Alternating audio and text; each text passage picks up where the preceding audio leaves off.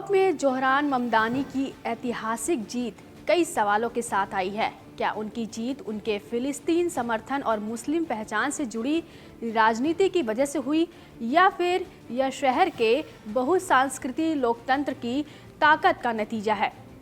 Zohran Mamdani ने इस चुनाव में खुद को एक दक्षिण एशियाई भारतीय मूल के मुस्लिम नेता के रूप में पेश किया।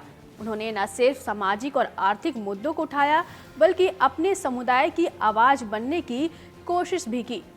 उनके प्रचार में बॉलीवुड के गाने, भारतीय अंदाज और मुस्लिम पहचान का खुला जिक्र रहा।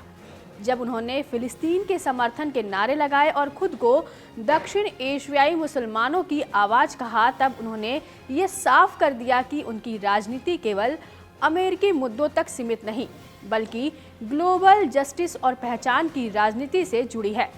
लेकिन इसी रुख ने उन्हें विवादों के घेरे में भी घेर लिया।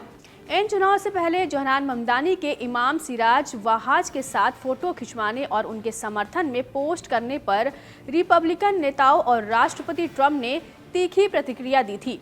राष्ट्रपति ट्रंप ने इसे शर्मनाक बताया और आरोप लगाया कि ममदानी कट्टरवाद को बढ़ावा दे रहे हैं। ट्रंप और रिपब्लिकन पार्टी के नेताओं ने आरोप लगाया कि ममदानी की जीत से न्यूयॉर्क का इस्लामीकरण होगा। सोशल मीडिया पर भी ममदानी को लेकर धार्मिक राजनीति के आरोप लगे। दरअसल ममदानी चुनाव से पहले ब्रुकलिन की मस्जिद में जुम्मे की नमाज में शामिल हुए और उन्हें इमाम सिराज वहाज के साथ मुस्कुराते और हाथ में हाथ डाले खड़े देखा गया। सिराज वहाज 1993 में वर्ल्ड ट्रेड सेंटर में हुए बम विस्फोट में एक सह साजिशकर्ता हैं। इस धमाके में 6 लोगों की मौत हो गई थी। हालांकि अभी तक सिराज वहाज पर आरोप नहीं लगाया गया है। इसके बावजूद न्यूयॉर्क के मतदाताओं ने इन विवादों को दरकिनार कर दिया। करीब 50% से ज्यादा वोट पाकर ममदानी ने न सिर्फ जीत हासिल की, बल्कि 1969 के बाद पहली बार किसी उम्मीदवार को 10 लाख से अधिक वोट मिले।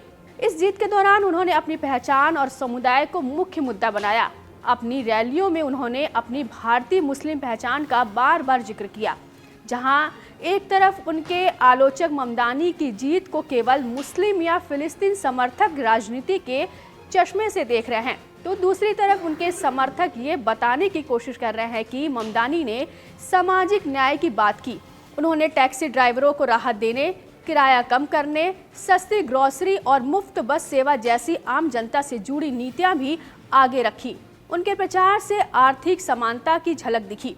इसलिए अब कहा जा रहा है कि जहां फिलिस्तीन समर्थन और मुस्लिम पहचान ने ममदानी को एक अलग पहचान दी, तो वहीं उनकी जीत के पीछे न्यूयॉर्क की प्रगतिशील सोच को भी बड़ी भूमिका रही है।